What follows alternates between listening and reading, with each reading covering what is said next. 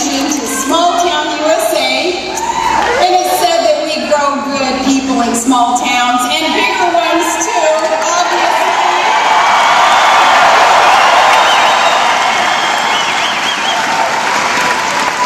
People working hard for America. You love your country in good times and in bad, and are always proud to be American. I know these kinds of people because I grew up with them. Good folks, hard-working, salt of the earth, just like the good folks here in Sterling Heights, Michigan. Thank you for letting me.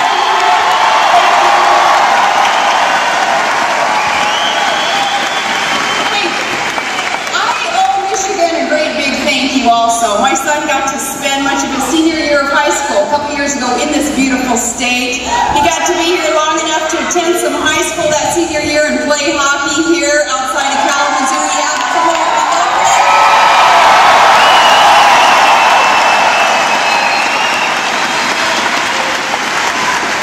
Michigan, you took care of my boy when he was doing what he loved to do, and now that boy is a man serving in the U.S. Army, and he's going to take got rid of a few things in the governor's office that I didn't believe our citizens should have to pay for. That luxury jet, it was over the top, so I put it on eBay.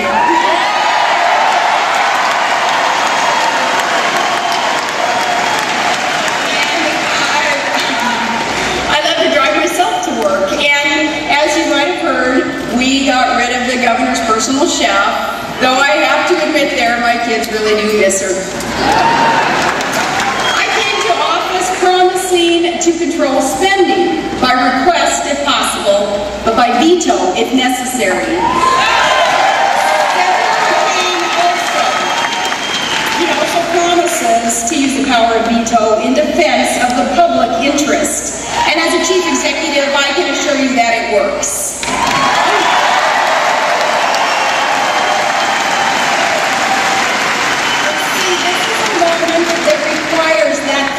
Toughness and strength in the heart of the American president.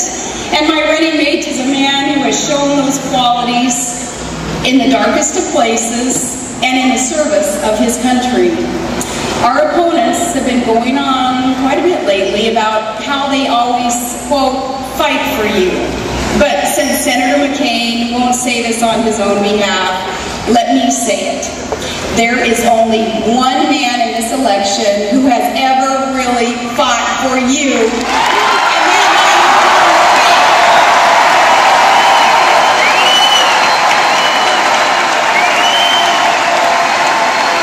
I love the story of his fellow prisoner of war, a man named Tom Moe of Lancaster, Ohio.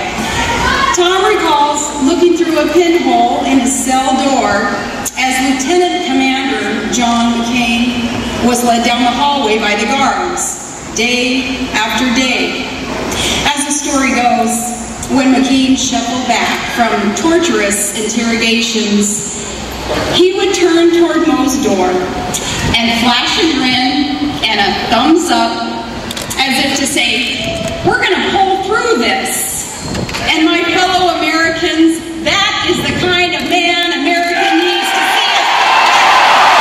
I'm so happy to be here. I'm so happy you're here, and I'm more than happy to be introduced by Governor Palin, and I can't wait to introduce her to Washington, D.C.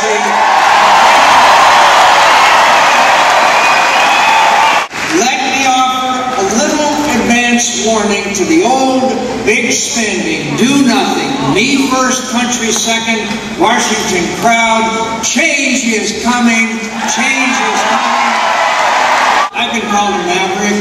That's somebody who marches to the beat of his own drum. Sometimes it's meant as a compliment, and sometimes not. I was not elected Miss Congeniality in the U.S. Congress again this year.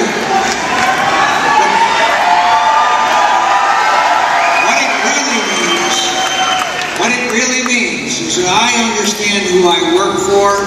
I don't work for a party. I don't work for a special interest. I don't work for myself. I work for you.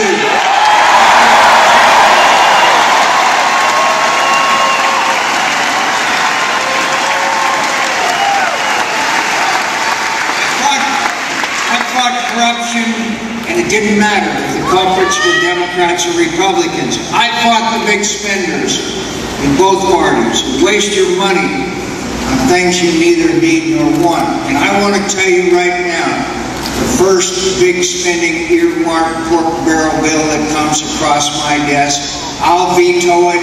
You'll know their names. I'll make $1 million of your money on a bridge to an island in Alaska with 50 people on it. This great governor said, we don't need it, and if we do, we'll build it ourselves. While you are struggling to buy groceries, fill your gas tank, and make your mortgage payments, I stood up. Instead of freeing ourselves from a dangerous dependence on foreign oil, both parties and Senator Obama passed another corporate welfare bill for oil companies. It's going to stop. Well, my friends, we're going to have energy independence, and we're going to have it in 10 years. We're going to stop sending $700 billion a year to countries that don't like us very much. We'll drill new wells offshore, and we'll drill now.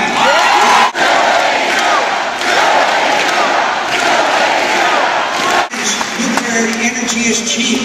All we have to do is store and reprocess the spent nuclear fuel. My friends, the French, the British, the Japanese, they do that. We can too. My opponent says that he's for energy independence, but he doesn't want to drill offshore, and he doesn't want nuclear power. You tell me how you get there from here. My friends, I'd like to give you some straight talk, but you know, these are tough times for many of you. In the state of Michigan, times are tough. You're worried about keeping your job, finding a new one. Many are struggling to put food on the table, even stay in your home. All you've ever asked of government is for it to stand on your side, not in your way. Right. And that's what I intend to do. Stand on your side and fight for you. My tax cuts will create jobs.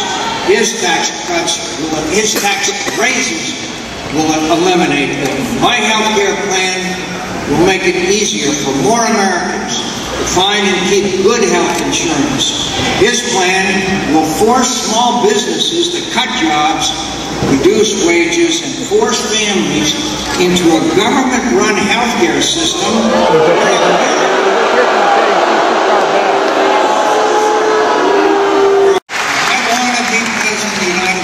because I believe I can motivate a generation of Americans to serve a cause greater than their self-interest. I want to promise you this.